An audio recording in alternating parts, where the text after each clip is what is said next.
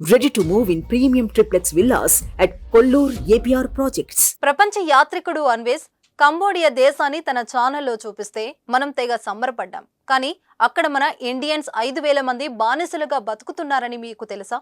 అన్వేష్ చెప్పినంత గొప్పగా లేదు ఆ దేశం. ప్రపంచ సైబర్ మోసగాళ్లకు అడ్డగా మారిపోయింది. కంబోడియా నుంచి వాళ్ళు మోసం చేస్తున్నది కూడా ఎవరినో తెలుసా? మన ఇండియన్స్నే. అసలు ఏం జరిగిందో మీరే చూడండి.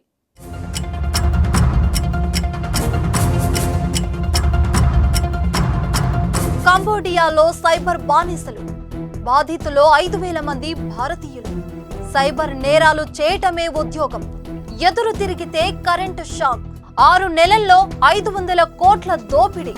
ఉద్యోగం పేరుతో భారతీయ యువతను కంబోడియాకు తీసుకెళ్తున్న ఓ ముఠా వారిని ఆ దేశంలో సైబర్ నేరస్తులుగా మారుస్తుంది.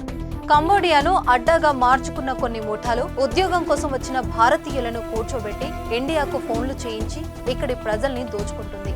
కంబోడియాలో ఉన్న సైబర్ ముఠాలు ఇండియాలో కొందరు ఏజెంట్లను పెట్టుకున్నాయి. విదేశాల్లో ఉద్యోగం కోసం ప్రయత్నించే వారిని టార్గెట్ చేసి కంబోడియాకు రప్పిస్తున్నాయి. వీళ్ళ మాటలు నమ్మి వెళ్లిన వారిని పాస్పోర్ట్, వీసా డాక్యుమెంట్లు లాక్కుని అక్కడి వారి డెన్లలో బంధిస్తున్నారు. ఫేస్బుక్ లో ఉన్న ఇండియన్స్ తో ఫేక్ చాట్ చేయించి వారి దగ్గర డబ్బులు దోచుకోవాలని ఒత్తిడి చేస్తున్నాయి. ఇలా కంబోడియా ముఠాల చేతిలో చిక్కిన వారు ఇప్పుడు 5,000 మంది ఇండియన్స్ ఉన్నారు. కంబోడియా కేంద్రంగా సైబర్ నేరాలకు పాల్పడే ముఠాలన్నీ చైనా వాళ్ళవే. ఫేస్బుక్, వాట్సాప్, ఇన్స్టాగ్రామ్ ఇలా అన్ని సోషల్ మీడియా ప్లాట్ఫామ్స్ లో అమ్మాయిల ఫోటోలతో ఫేక్ ప్రొఫైల్స్ క్రియేట్ చేస్తారు. వాటి ద్వారా అమాయకులకు వలవేసి ఆ తర్వాత బ్లాక్మెయిల్ చేస్తారు. ఇలా గడిచిన 6 నెలల్లో ఒక్క ఇండియా నుంచే 500 కోట్లు కొట్టేశారు. ఒడిశాకు చెందిన ఓ కేంద్ర ప్రభుత్వ ఉద్యోగి నుంచి 67 లక్షలు దోచుకున్న సంఘటనతో ఈ మొత్తం గుట్టురట్టయింది.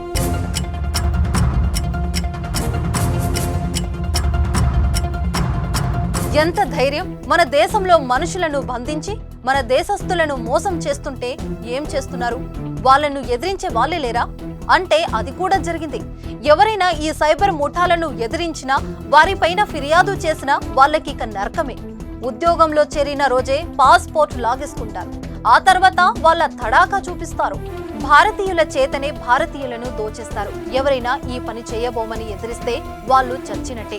తిండి పెట్టకుండా గదుల్లో బంధిస్తారు. కరెంటు షాక్ పెడుతున్నారు. రోజుకు 12 గంటలు పని చేయాల్సిందే, లేదంటే నరకాన్ని చూపిస్తారు.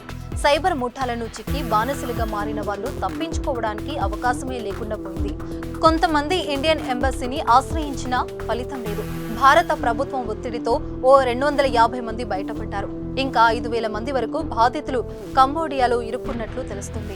ఉద్యోగాల పేరుతో కంబోడియాకు తీసుకెళ్లి బానిసల్ని చేస్తున్న ఏజెంట్లు కూడా భారతీయులే కావటం ఇక్కడ దుర్మార్గం. ఇలా నిరుద్యోగుల్ని మోసం చేస్తున్న 8 మందిని అరెస్టు చేశారు. ఇంకో 16 మంది కోసం వెతుకుతున్నారు. ఈ మోసగాళ్లలో మన తెలుగు వాళ్ళు కూడా 2 పోలీసులకు పట్టుబడ్డారు. విదేశాల్లో జాబ్ అనగానే ఎగేసుకొని వెళ్లే వారికి ఇదో హెచ్చరిక. ఇక్కడికి వెళ్లిన తర్వాత ఏ పని చేయాలో తెలియదు, ఇరుక్కుపోతారు. విదేశాల్లో ఉద్యోగం కోసం వెళ్లాలని ప్లాన్ చేసే వాళ్ళు ముందు అక్కడ మీరు చేయాల్సిన పనేంటో తెలుసుకోండి. లేదంటే మీరు కూడా కంబోడియాలో మాదిరిగా సైబర్ బానిసలుగా మారే ప్రమాదం ఉంది. మీరేమంటారు?